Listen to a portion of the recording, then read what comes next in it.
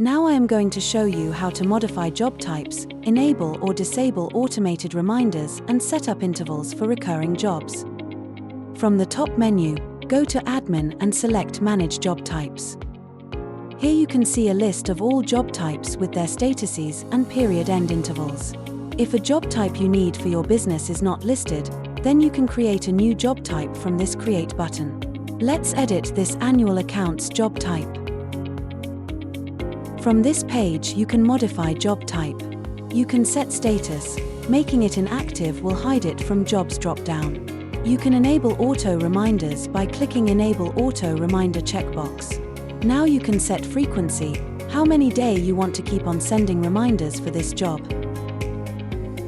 and from which email account you want to send the reminders. You can add multiple email addresses from Organizational Setting.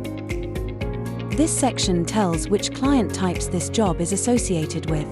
For example, if you uncheck the sole trader, then annual accounts will not be visible for the clients of type sole trader.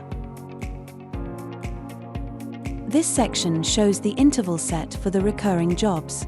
Once a period end date is passed, a new job is created automatically regardless of the previous job being completed or not. Here you can set the email template used by the auto reminders for this job.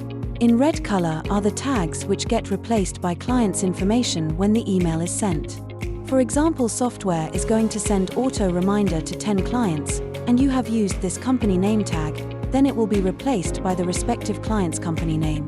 You can use these tags in the email body according to your need.